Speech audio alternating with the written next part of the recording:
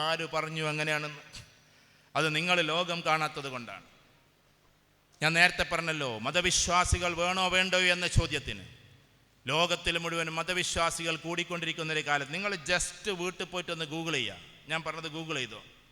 എന്നിട്ട് എന്ത് ചെയ്യാന്ന് പറഞ്ഞിട്ടുണ്ടെങ്കിൽ UK കൺവേർഷൻ മെത്തേഡ് അല്ലെങ്കിൽ കൺവേർഷൻ്റെ പെർസെൻറ്റേജ് എത്രയാണ്, ജസ്റ്റ് വീട്ടിൽ പോയിട്ട് ഗൂഗിൾ ചെയ്യുക. അതിൽ വരുന്നത് എങ്ങനെയാണെന്നറിയോ? UK എന്ന് പറയുന്ന പ്രദേശത്ത് മാത്രം 1,00,000-ലേറെ ആൾക്കാരാണ് എല്ലാ വർഷവും എന്തിലേക്ക് വരുന്നത്? ഇസ്ലാമിലേക്കാണ്. ഗൂഗിൾ നിങ്ങൾക്ക് പറഞ്ഞുതരും, ഞാൻ എന്തെങ്കിലും വിവാദം പ്രസംഗിക്കല്ല. ലോകത്തിൽ മുഴുവൻ അങ്ങനെയാണ്, എല്ലാവരും വാല്യൂസിലേക്ക് പോയിക്കൊണ്ടിരിക്കുകയാണ്.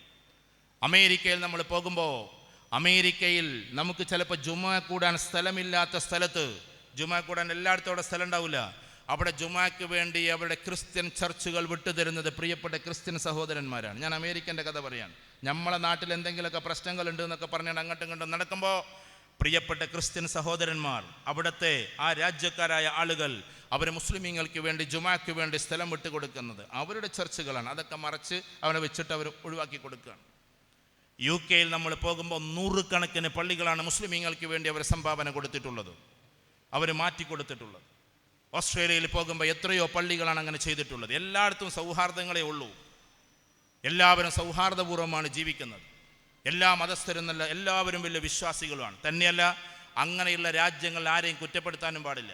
നിങ്ങൾ UK പോയിട്ട് ഇസ്ലാമിനെതിരെ പറഞ്ഞ അപ്പം തന്നെ ജയിലിൽ പോകേണ്ടി വരും. നിങ്ങൾ UK പോയിട്ട് ക്രിസ്ത്യാനിറ്റിക്കെതിരെ പറഞ്ഞാൽ അപ്പം തന്നെ ജയിലിൽ പോകേണ്ടി വരും. നിങ്ങൾ UK പോയിട്ട് ഹൈന്ദവതയ്ക്കെതിരെ പറഞ്ഞാൽ അപ്പം തന്നെ ജയിലിൽ പോകേണ്ടി വരും. കാരണം മതങ്ങളെ ആരെയും കുറ്റപ്പെടുത്താൻ പാടില്ലാത്ത സ്ഥലങ്ങളാണ് ഇവിടെയൊക്കെ. അതുകൊണ്ട് എല്ലായിടത്തും മതപരമായ വിശ്വാസങ്ങൾ അതിമൗലികതയോടുകൂടി നടന്നുകൊണ്ടിരിക്കുകയാണ്. അതുകൊണ്ട് നമ്മൾ ഉശിരോടുകൂടി നമ്മൾ ഏറ്റവും ശക്തമായി വാല്യൂസിൻ്റെ ആളുകളായി മാറണം, വാല്യൂസിൻ്റെ ആളുകളായി മാറണം. ഇനി നിങ്ങൾ പറയുന്നത് ജെൻഡർ ഈക്വാലിറ്റിയെ കുറിച്ചാണ്. ഇപ്പോൾ ഭയങ്കര ചർച്ചയാണല്ലോ, പെൺകുട്ടികളെല്ലാവരും. എന്തിനാ ഈ ഒരു ചർച്ച? ഒന്ന് ആലോചിച്ച് നോക്കിയാട്ടെ. ആൺകുട്ടികളെപ്പോലെ ഡ്രസ്സ് അണിയണം പെൺകുട്ടികൾ എന്നേ പറഞ്ഞുകൊണ്ടിരിക്കുന്നത്, അതിലൊരു ഡോമിനേറ്റഡ് വോയിസ് ഉണ്ട് എന്ന് ഇങ്ങനെ പറയുകയാണെങ്കിൽ തിരക്കടില്ല. ശരി, ജെൻഡർ ഈക്വാലിറ്റിക്ക് വേണ്ടിയിട്ട് ഞങ്ങൾ ഒരു കാര്യം തീരുമാനിക്കുന്നു എന്ന് പറഞ്ഞിട്ട് സർക്കാർ പറയുകയാണെങ്കിൽ ഞാൻ സർക്കാരിനെ അധിക്ഷേപിക്കല്ല കേട്ടോ. അതായത് 3 ദിവസം ആൺകുട്ടികളെല്ലാം ചുരിദാറും പെൺകുട്ടികളെല്ലാം പാൻറ് ഇടണമെന്ന് പറയാറുണ്ടോ? ഉണ്ടോ? അങ്ങനെ പെൺകുട്ടികൾ അതിനെ നിങ്ങൾ മനസ്സിലാക്കരുത് എന്നതാണ് ഞാൻ പറഞ്ഞു. മനസ്സിലാവുണ്ടോ? അതുകൊണ്ട് പെണ്ണിന് ഇത്രമേൽ ആദരവ് കൊടുത്തതാണ്. ഒരു കാലഘട്ടത്തിൽ പെണ്ണിനെ കുഴിച്ചു മൂടിയിരുന്ന കാലത്ത്, മൊത്തത്തിൽ അവരെ കുഴിച്ചു മൂടിയിരുന്ന കാലത്ത്, നിങ്ങൾ വീട്ടിലേക്ക് എന്തെങ്കിലും കൊണ്ടുപോകുമ്പോൾ അത് നിങ്ങളുടെ പെൺകുട്ടിയുടെ കയ്യിൽ കൊടുക്കണേ എന്ന് പഠിപ്പിച്ച പ്രവാചക തിരുമേനി സല്ലല്ലാഹു അലൈഹി വസല്ലം. ഇങ്ങനെ പെണ്ണിനെ ചെറുത് മുതൽ അങ്ങോട്ട് മുകളിലേക്ക് നിങ്ങൾ ഒരിക്കലും മനസ്സിലാക്കേണ്ടത്, റസൂൽ സ്വല്ലല്ലാഹു അലൈഹി വസല്ലം അവസാനമായി ലോകത്തോട് വിട പറയുന്നതിൻ്റെ മുമ്പുള്ള അവസാനത്തെ പ്രസംഗം, ദ ലാസ്റ്റ് സ്പീച്ച് ഓഫ് പ്രോഫറ്റ്ഹുഡ്, പ്രവാചകൻ്റെ അവസാനത്തെ പ്രസംഗമല്ല, പ്രവാചകത്വത്തിൻ്റെ അവസാനത്തെ പ്രസംഗം. അതിന് ശേഷം ഒരു പ്രവാചക വരാനില്ലാത്തതുകൊണ്ട് അതിലവസാനം പറഞ്ഞത് നിങ്ങളെക്കുറിച്ചാണ്. പെൺകുട്ടികളെ നിങ്ങൾ ശ്രദ്ധിക്കണേ, അവരെ നിങ്ങൾ വിഷമിപ്പിക്കരുതേ, അവരെ നിങ്ങൾ ഒരിക്കലും ദുഃഖിപ്പിക്കരുതേ. ഇത് പറയാനാണ് പ്രവാചക തിരുമേനി സല്ലല്ലാഹു അലൈഹി വസല്ലം തൻ്റെ അവസാനത്തെ പ്രസംഗത്തിൽ അവസാന വാക്കുകൾ ഉപയോഗിച്ചിട്ടുള്ളത്. അതുകൊണ്ട് ഇത്രമാത്രം സംരക്ഷണം നമുക്ക് തന്നിട്ടുണ്ട്. അതുകൊണ്ട് വേറെ ആരും അതിൻ്റെ അട്ടിപ്പാറ അവകാശം ഒരിക്കലും അവകാശപ്പെടേണ്ടതില്ല. എൻ്റെ പെൺകുട്ടികളായ ആളുകൾ എല്ലാവരും അജയ്യമായി എഴുന്നേൽക്കുക, അജയ്യമായി സടകുടഞ്ഞ് എഴുന്നേൽക്കുക. ഇസ്ലാം നമുക്ക് തന്ന നീതിബോധമുണ്ട്, അതിലൂടെ നമ്മൾ സഞ്ചരിക്കുക. ദയവ് ചെയ്ത് മോശത്തരത്തിലേക്ക് യാത്ര പോവാതിരിക്കുക. എൻ്റെ പ്രിയപ്പെട്ട ആൺകുട്ടികളോട് നിങ്ങൾ ഇവരുടെ സംരക്ഷകരായി നിന്നുകൊടുക്കുക, ഡീവിയേറ്റ് ചെയ്യാതിരിക്കുക. അതിമനോഹരമായി നമ്മൾ പഠിച്ചുയരുക, അതോടൊപ്പം മൂല്യത്തോടു കൂടി ജീവിക്കുക എന്നതാണ്. നിസ്കാരം ഒഴിവാക്കാതിരിക്കുക. ഞാൻ ഒറ്റ കാര്യം നിങ്ങളുടെ മുമ്പിൽ പറയാം, എന്ത് വില കൊടുത്താലും നിസ്കാരം, ഇന്നത്തെ കുട്ടികളെ നിസ്കാരം കൂളായിട്ട് ഒഴിവാക്കുകയാണ്. യൂസുഫ് അൽ കർദാവി മരിക്കുന്നതിന് മുമ്പ് ഒരു കുറിപ്പെഴുതി നിങ്ങൾ കണ്ടിട്ടുണ്ടെന്ന് എനിക്ക് അറിഞ്ഞുകൂടാ. ആ വീഡിയോ നിങ്ങൾ കണ്ടിട്ടുണ്ടാവും. 50-60 നിലയുള്ള വലിയ ബിൽഡിങ്ങിൻ്റെ മുകളിൽ നിന്നും ഇങ്ങനെ തെറിച്ച് നിൽക്കുന്ന ഈ ക്രെയിൻ ഉണ്ടല്ലോ, അതിൻ്റെ തലപ്പത്ത് നിന്നിട്ടൊരു മനുഷ്യൻ നിസ്കരിക്കാൻ, താഴോട്ട് ഇറങ്ങാൻ പറ്റാത്തതിൻ്റെ പേരിൽ പണി നടന്നുകൊണ്ടിരിക്കുന്ന 60 നില പിന്നെ ഹൈറ്റുള്ള ആ ഇതിൽ നിന്ന് ക്രെയിനിൻ്റെ തലപ്പത്ത് ആ ഇരുമ്പിൽ നിന്നുകൊണ്ട് നിസ്കരിക്കുന്ന, പൊള്ളുന്ന ഇരുമ്പിൽ നിന്ന് നിസ്കരിക്കുന്ന ഈ പാവം മനുഷ്യൻ്റെ ചിത്രം കൊടുത്തുകൊണ്ട് അദ്ദേഹം എഴുതി, ഹറമിൽ നിന്ന് നിസ്കരിക്കലാണ് ഏറ്റവും പ്രതിഫലമുള്ളത്. അള്ളാഹുവിൻ്റെ അടുക്കൽ ലക്ഷങ്ങൾ പ്രതിഫലമുള്ളതാണത്. പക്ഷെ അതിനേക്കാൾ പ്രതിഫലം ഈ പച്ചയായ മനുഷ്യന് അള്ളാഹു കൊടുത്തേക്കാമെന്നതാണ്. അതുകൊണ്ട് എന്ത് വില കൊടുത്തും നിസ്കാരം ഒഴിവാക്കുന്ന ഒരു കൂട്ടരായി നമ്മൾ മാറരുത്. അതിനൊന്ന് കൈപ്പൊക്കിക്കോളാം നിങ്ങൾ. ഇൻഷാ അല്ലാഹ് എന്നൊന്ന് പറഞ്ഞാട്ടെ, ഒരൊറ്റ നിസ്കാരം ഒന്ന് ഉറക്കാണ്ട് കൈപ്പൊക്കിക്കോ, നിസ്കാരം ഒഴിവാക്കില്ല എന്ന്. ഇൻഷാ അല്ലാഹ് തയ്യാറല്ല? ഇൻഷാ അല്ലാഹ് പോരാ, ആകെ ഇതൊക്കെ എൻ്റെ കുലുങ്ങട്ടെ. ഇനി മുതൽ നിസ്കാരം ഒഴിവാക്കില്ല ഇൻഷാ അല്ലാഹ്. പോരട്ടെ, സൂര്യനാടിൻ്റെ ശബ്ദം ഇത്ര പോരാ, ഒന്നും കൂടി ശക്തമായി. ഒരു വക്ത് പോലും നിസ്കാരം എനിക്ക് അല്ലാഹ് ആക്കില്ല ഇൻഷാ അല്ലാഹ്. അള്ളാഹു കബൂൽ ചെയ്യുമാറാകട്ടെ. അള്ളാഹുവിനെ ഓർത്തുകൊണ്ട് നിസ്കാരം ഒഴിവാക്കാതെ പ്രവാചക തിരുമേനി സല്ലല്ലാഹു അലൈഹി വസല്ലമയെ അങ്ങേയറ്റം സ്നേഹിച്ചുകൊണ്ട് സുന്ദരമായി മുന്നോട്ട് പോകുന്ന സംഘമായി നമ്മൾ മാറട്ടെ എന്ന് മാത്രം പറഞ്ഞുകൊണ്ട് ഒറ്റക്കാര്യം കൂടി പറഞ്ഞുകൊണ്ട് അവസാനിപ്പിച്ചു കൊള്ളട്ടെ. മാതാപിതാക്കളെ നന്നായി അംഗീകരിക്കുന്ന സ്നേഹിക്കുന്ന കുട്ടികളായി ഞങ്ങൾ മാറും. തയ്യാറല്ലേ? തയ്യാറല്ലേ? ഉറപ്പല്ലേ? ഉറപ്പല്ലേ? ഏതുപോലെ ആകണമെന്നറിയോ? ഞാൻ സ്ഥലത്തിടത്തൊക്കെ സംസാരിക്കാറുണ്ട് ഒരു കുട്ടിയെപ്പറ്റി. എന്താ കുട്ടിയുടെ പേര്? ഇടത്ത് നിന്ന് ഉത്തരം പറഞ്ഞ കുട്ടിയുടെ ഓർമ്മയുണ്ടാകും, നിങ്ങൾ കേട്ടിട്ടുണ്ടാവില്ല അല്ലേ? ഇതേപോലൊരു സദസ്സാണ്. ഇത്ര ഒന്നുമല്ല ആൾക്കാരുള്ള, 2000 ആളുകളുടെ ഹാളാണ്. മലപ്പുറം ജില്ലയിലെ ഏറ്റവും പ്രധാനപ്പെട്ട പരിപാടി. ഏകദേശം വരുന്ന 2000 കുട്ടികൾക്ക് A+ കൊടുത്ത് ആദരിക്കുന്ന സദസ്സ് പത്രക്കാരുടെ പരിപാടിയാണ്. അതിൽ മുഖ്യ സംസാരം എനിക്കാണ്. മുഖ്യ സംസാരത്തിന് വേണ്ടി വിളിച്ചപ്പോൾ ഞാനൊരു ചോദ്യം ചോദിച്ചു. 3000 രൂപ തരാമെന്ന് പറഞ്ഞു. ആ രംഗൊന്ന് മനസ്സിൽ കണ്ടുവെക്ക്. 3000 രൂപ, കുറേ മുമ്പാണ്. 3000 രൂപ തരാമെന്ന് പറഞ്ഞപ്പോൾ 2000 A+കാരാട്ടോ, അവരെ ആദരിക്കുന്ന ചടങ്ങാണ്. ഹൈലി ഇൻ്റലക്ച്വലായ കുട്ടികൾ ഇങ്ങനെ ഇരിക്കുമ്പോൾ ഇടത്ത് ഭാഗത്ത് നിന്ന് മഞ്ഞ ചുരിദാറുകാരിയായ ഒരു പെൺകുട്ടി എഴുന്നേറ്റ് നിൽക്കുകയാണ്. എല്ലാവരും നിശബ്ദമായിട്ടിരിക്കുമ്പോൾ ഇടത്തേ ഭാഗത്തുനിന്ന് ഒരു കുട്ടിയുടെ എഴുന്നേറ്റ് നിൽക്കുകയാണ്, മഞ്ഞ ചുരിദാറുകാരി. ഞാനിപ്പോഴും ആ കുട്ടിയെ മനസ്സിൽ കാണാണ്. എഴുന്നേറ്റ് നിന്നിട്ട് പറഞ്ഞു, സർ ഞാൻ പറയാം. അപ്പോഴേ എൻ്റെ മനസ്സിലെന്തായി, ഇവൾ പറഞ്ഞാൽ എൻ്റെ 3000 പോവല്ലോ എന്ന് തോന്നിപ്പോയി. പക്ഷേ പറയാമെന്നും പറഞ്ഞു. ആ കുട്ടി പറഞ്ഞ് 3 മിനിറ്റോളം നിന്ന് പറഞ്ഞിട്ടും അതിൻ്റെ ആൻസറിലേക്ക് എത്തിയില്ല. അപ്പോൾ ഞാൻ പറഞ്ഞു, മോളെ ഇനി ഇരിക്ക്, ആൻസർ നിനക്ക് പറയാൻ കഴിയില്ല എന്ന്.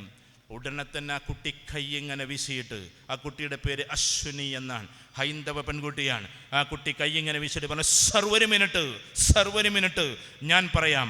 അതൊരു അപേക്ഷയായിരുന്നില്ല, ഒരാക്രോശം പോലെ. ഞാൻ പറയാം സാർ. ആ കുട്ടിയുടെ കണ്ണിൽ വെള്ളം നിറയുന്നത് ഞാൻ കാണുന്നുണ്ട്, കുട്ടിയുടെ കൈ വിറക്കുന്നത് ഞാൻ കാണുന്നുണ്ട്. സർ ഒരു മിനിറ്റ് ഞാൻ പറയാം. അപ്പോൾ ഞാൻ പറഞ്ഞു, എന്നാ മോളെ പറ. ആ കുട്ടി പറഞ്ഞ് ഒരു 3 മിനിറ്റും കൂടി കഴിഞ്ഞപ്പോൾ ആൻസർ അങ്ങോട്ട് പറഞ്ഞു.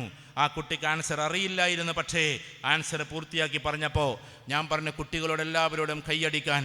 അങ്ങനെ കുട്ടികൾ കൈയടിക്കുമ്പോൾ ആ കുട്ടിയെ സ്റ്റേജിലേക്ക് വിളിപ്പിച്ച് നമ്മൾ പത്രക്കാരും ഞാനും കൂടി ആ 3000 രൂപ കൊടുത്ത് അത് വാങ്ങുമ്പോൾ കൈകൾ വിറക്കുന്നുണ്ട്, കണ്ണുകൾ ഇങ്ങനെ നിറഞ്ഞൊഴുകുന്നുണ്ട്. ഞാൻ അതിശയോക്തി പറയല്ല. അപ്പോൾ എനിക്കും തോന്നി, ഇത്രമാത്രം കരയാൻ എന്താ ഇപ്പോൾ കാര്യം? ഒരു ആൻസർ പറഞ്ഞപ്പോൾ ഒരു 3000 കിട്ടി. ഞാൻ ആ കുട്ടിയോട് ചോദിച്ചു, മോളെ എന്താ നിൻ്റെ പേര്? അപ്പോഴാണ് പറഞ്ഞത് അശ്വിനി എന്ന്. എന്താ നീ ഇങ്ങനെ കരയുന്നത് എന്ന്. അപ്പോൾ ആ കുട്ടി അത് അപ്പോൾ ഞാൻ ചോദിച്ചില്ല, അതങ്ങനെ പോയി. ഞാൻ പരിപാടി കഴിഞ്ഞിട്ട് വിളിച്ചു കുട്ടിയെ, ദാ ഇങ്ങോട്ട് വിളിപ്പിക്കണമെന്ന്. ആ കുട്ടി വന്നു. എന്നിട്ട് ഞാൻ ചോദിച്ചു, മോളെ ഞാനൊരു 3000 രൂപ തന്നപ്പോൾ എന്തിനാണ് മോള് കരഞ്ഞത്, കൈകൾ വിറച്ചത്? ആ കുട്ടി കൈ ഇങ്ങനെ കൂപ്പി നിന്നുകൊണ്ട്, മനസ്സിലാ കുട്ടിയെന്ന് കണ്ടു നോക്ക് നിങ്ങൾ. ആ കുട്ടി കൈ കൂപ്പി നിന്നിട്ട് എന്നോട് പറഞ്ഞത്, സാർ ഇന്ന് നിങ്ങൾ തന്ന 3000 രൂപ എനിക്ക് 3 ലക്ഷം രൂപക്ക് തുല്യമാണ്. ഞാൻ ചോദിച്ചു, അതെന്താ അങ്ങനെ? ആ കുട്ടി പറഞ്ഞത്, എൻ്റെ അച്ഛനൊരു ഓട്ടോറിക്ഷ ഡ്രൈവറാണ്, കഴിഞ്ഞ മാസം ആക്സിഡൻറ്റ് പറ്റി കിടപ്പിലാണ്, എന്നേക്കുമായി തകർന്നു പോയത്തെ ജീവിതമാണ്, ഞങ്ങളിപ്പോൾ വലിയ കടക്കാരാണ് സാർ. 3000 രൂപ മരുന്നിനെങ്കിലും തികയും സാർ, ഇപ്പം മരുന്ന് പോലും വാങ്ങിക്കാൻ ഞങ്ങളുടെ കയ്യിൽ പൈസയില്ല എന്നാ കുട്ടി പറഞ്ഞ് കരഞ്ഞുകൊണ്ട് അങ്ങോട്ട് തന്നെ പോവാണ്. എൻ്റെ പ്രിയപ്പെട്ട കുട്ടികളോട്, സർ ഒരു മിനിറ്റ് ഞാൻ പറയാം സാർ എന്ന് ആ ആക്രോശത്തോടു കൂടി പറയുമ്പോൾ അശ്വിനി മോളുടെ തലയിൽ ഒരിക്കലും ആൻസർ ഉണ്ടായിരുന്നില്ല. പക്ഷേ ആ തലക്കുമപ്പുറത്ത് വിരൽ തുമ്പിൻ്റെ അറ്റത്ത് തൻ്റെ അച്ഛനെ കാണുന്നുണ്ടായിരുന്നു. മരുന്നിന് പൈസയില്ല മോളെ, മരുന്നിന് പോലും പൈസയില്ല എന്ന് പറയുന്ന പ്രിയപ്പെട്ട അച്ഛൻ്റെ മുഖം മനോമുകുരത്തിലൂടെ കടന്നു പോയത് കൊണ്ടാണ് സർ ഞാൻ പറയാമെന്ന കുട്ടി പറഞ്ഞുകൊണ്ടിരിക്കുന്നത്. ഇങ്ങനത്തെ ഓട്ടോറിക്ഷ ഡ്രൈവർമാരുടെ മക്കൾക്ക് പോലും ഇത്രമാത്രം അദമ്യമായ സ്നേഹമാണ് നമ്മുടെ പ്രിയപ്പെട്ട പിതാക്കന്മാരോടുള്ളതെങ്കിൽ എല്ലാ സൗകര്യവും ചെയ്തു തന്ന് നിങ്ങളെ സ്നേഹത്തോടു കൂടി പുലുകി അശ്വിനി മോളുടെ അച്ഛനെ പോലെ ദാ നമ്മുടെ പിതാക്കന്മാർ നമ്മുടെ കൂടെ നിൽക്കുമ്പോൾ അവർക്ക് സന്തോഷവതികളായി മാറാൻ നമുക്ക് കഴിയണം. സർ ഞാൻ പറയാമെന്ന് പറയുമ്പോൾ നമ്മുടെ ഉപ്പയുടെ നമ്മുടെ ഉമ്മയുടെ സന്തോഷത്തിന് വേണ്ടി, അതിലുപരി അള്ളാഹുവിൻ്റെ സന്തോഷത്തിന് വേണ്ടിയായിരിക്കണം നമ്മൾ ചെയ്യേണ്ടത്. നമ്മൾ എന്നെങ്കിലും ഒരിക്കൽ കുറിച്ച് വെച്ചോ, എപ്പോഴെങ്കിലും നിങ്ങൾക്ക് ജോലി കിട്ടി, ആദ്യത്തെ ശമ്പളം നിങ്ങൾക്ക് കിട്ടിക്കഴിഞ്ഞാൽ നിങ്ങളത് ഉപ്പക്ക് കൊണ്ടുപോയി നേരിട്ട് കൊടുക്കണം എന്നില്ല. കോഴിക്കോട്ട് ഒരു പയ്യൻ ചെയ്ത പണി എന്താണെന്നറിയോ? നമ്മുടെ സംസാരം കേട്ടിട്ടോ അല്ലാതെയോ എനിക്കറിഞ്ഞുകൂടാ. 15,000 രൂപ ആദ്യത്തെ ശമ്പളം കിട്ടി, ഉമ്മാൻ്റെ അടുത്ത് കൊണ്ടുപോയി കൊടുത്ത്. എന്നിട്ട് പറഞ്ഞു, ഉമ്മാനോട് പറയാണ്, ഉമ്മ നിങ്ങൾ ഉപ്പാക്ക് കൊണ്ടുപോയി കൊടുത്തേക്കിനെന്ന്. ഉടനെ തന്നെ ഉമ്മ പറഞ്ഞു, മോനെ നിനക്കങ്ങോട്ട് നേരിട്ട് കൊടുത്തൂടെ? ഉപ്പക്ക് എന്തൊരു സന്തോഷവും. ആദ്യത്തെ ശമ്പളമല്ലേ, ജീവിതകാലം 24 വയസ്സ് വരെ പഠിക്കുകയും കളിക്കുകയൊക്കെ ചെയ്തിട്ട് ആദ്യമായിട്ട് കിട്ടുന്ന പൈസ കൊണ്ടുപോയി കൊടുക്കുമ്പോൾ ഒരു സന്തോഷം. ചവൻ പറഞ്ഞ വാക്കെന്താണെന്നറിയോ? ഉമ്മ കുട്ടിക്കാലം മുതൽ എനിക്ക് മിഠായിക്ക് പൈസ തരുമ്പോൾ, ഫീസ് തരുമ്പോൾ എൻ്റെ ഉപ്പാൻ്റെ കൈ മുകളിലും എൻ്റെ കൈ താഴെയുമായിരുന്നു. ഉമ്മ ഇന്ന് ഞാൻ പൈസ ഇങ്ങനെ കൊടുക്കുമ്പോൾ എൻ്റെ ഉപ്പാൻ്റെ കൈ താഴെയായി പോകും, എൻ്റെ കൈ മുകളിലായി പോകും. അതെനിക്ക് സഹിക്കില്ല എന്നതാണ്. അതാണ് നമ്മുടെ പിതാവ്, അതായിരിക്കണം നമ്മുടെ പിതാവ്. എപ്പോഴെങ്കിലും നമ്മൾ തിരിച്ചങ്ങോട്ട് കൊടുക്കുമ്പോൾ നമ്മുടെ കൈ മേലെയാകരുത്, നമ്മുടെ കൈ താഴെയാകണം. അത്രമാത്രം നമ്മുടെ മാതാക്കളെ, പിതാക്കളെ നമ്മൾ ആദരിക്കണം. ഒരു വാക്ക് കൂടി പറഞ്ഞോട്ടെ, ഭാവിയിൽ നിങ്ങൾ വീട് വെക്കുമ്പോൾ നിങ്ങൾ ഉസ്താദുമാരെ വിളിച്ചോ, തങ്ങന്മാരെ വിളിച്ചോ, ചെല്ലേണ്ടതൊക്കെ ചൊല്ലിക്കോ. പക്ഷേ അതിരാവിലെ നിങ്ങളുടെ വീടിൻ്റെ താക്കോല് ദാനം അഥവാ താക്കോല് കൊണ്ട് അത് തുറക്കേണ്ടത് നിങ്ങളുടെ ഉമ്മയായിരിക്കണം. കാരണം അത് ഉമ്മയുടെ അന്നത്തെ അവകാശമല്ല. എത്രയോ വർഷങ്ങളായി നിങ്ങൾക്ക് വേണ്ടി പ്രാർത്ഥിച്ചു കൊണ്ടിരിക്കുന്ന നിങ്ങളുടെ ഉമ്മയുടെ കയ്യിലേക്ക് അത് കൊടുക്കണം. ചാവി തിരിക്കേണ്ടത് ഉമ്മയാണ്. നിങ്ങൾ നോക്കിക്കോ, കണ്ണുകൾ നിറയുന്നുണ്ടാകും. 20-30 വർഷത്തിൻ്റെ പ്രാർത്ഥനയുടെ അനന്തരഫലമായി നിങ്ങളുടെ വീടിൻ്റെ താക്കോല് തിരിക്കേണ്ടത് സ്വന്തം മാതാവും പിതാവുമാണ്. അങ്ങനെ മാതാപിതാക്കളെ ആദരിക്കാൻ നിങ്ങൾക്ക് പറ്റണമെന്നതാണ്.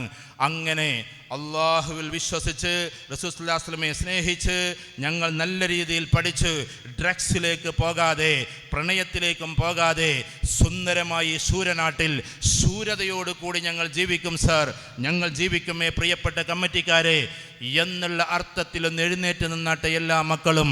ഇല്ല, ഞങ്ങൾ അള്ളാഹുവിനെ ഇട്ടേച്ചെങ്ങോട്ടും പോകില്ല.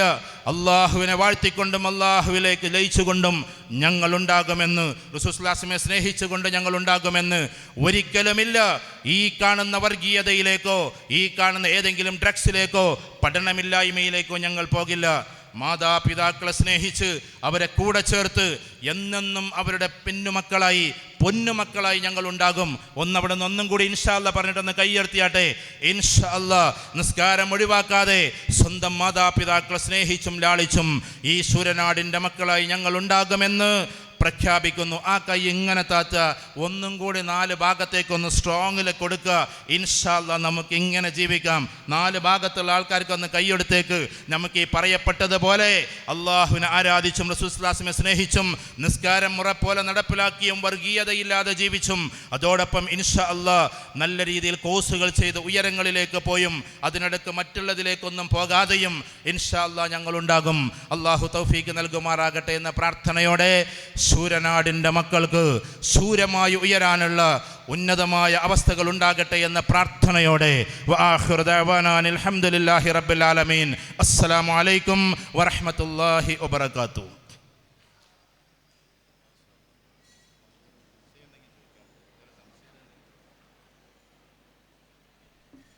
അസ്സലാമു അലൈക്കും വറഹ്മത്തുള്ളാഹി. ഒരു ഓർമ്മപ്പെടുത്തലാണ്, ജമാഅത്ത് കമ്മിറ്റി ഇനിയും ഇതേപോലെ എല്ലാ പ്രോട്ടീനുകളും അടങ്ങിയ വിഭവവുമായി നിങ്ങൾ വീണ്ടും ക്ഷണിക്കും. ആ ക്ഷണിക്കുമ്പോൾ ഇതുപോലുള്ള പരസ്യങ്ങളൊന്നും ഇല്ലാതെ തന്നെ നിങ്ങൾ ഇതുപോലെ വന്ന് ആ ഭക്ഷണം കഴിച്ച് തിരിച്ചു പോകണമെന്ന് അറിയിക്കുകയാണ്. ശ്രദ്ധിക്കുക, ഞാൻ പറയുന്നത് ഇൻ്റലക്ച്വൽ ഫുഡിനെക്കുറിച്ചും സോൾ ഓഫ് ഫുഡിനെക്കുറിച്ചുമാണ് ഞാൻ സംസാരിക്കുന്നത്. അപ്പോൾ ഇൻഷാ അല്ലാഹ് നിങ്ങൾക്ക് സാർ സംസാരിച്ചതുമായി ബന്ധപ്പെട്ട് എന്തെങ്കിലും സംശയമുണ്ടെങ്കിൽ കോൾലെസ് മൈക്കുണ്ട്, നിങ്ങൾക്ക് ചോദിക്കാം. അതിൻ്റെ മറുപടി ഇൻഷാ അല്ലാഹ് ഇവിടുന്ന് ലഭിക്കുന്നതായിരിക്കും.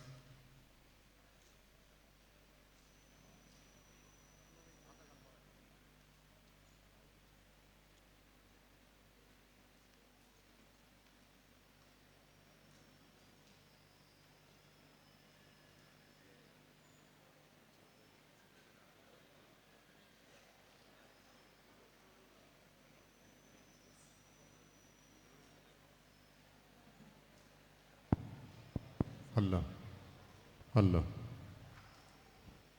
സാർ, ഞങ്ങളുടെ സ്കൂളിൽ ഒരു ദിവസം ഒരു എക്സൈസ് ഡിപ്പാർട്ട്മെൻറ്റ് ഓഫീസർ വന്നിട്ട് ലഹരിക്കെതിരെ ഒരു ക്ലാസ് എടുത്തായിരുന്നു. അതിൽ ആ ഓഫീസർ പറഞ്ഞത് യുവതലമുറ നശിച്ചാൽ ആ നാട് മൊത്തം നശിക്കുമെന്ന്.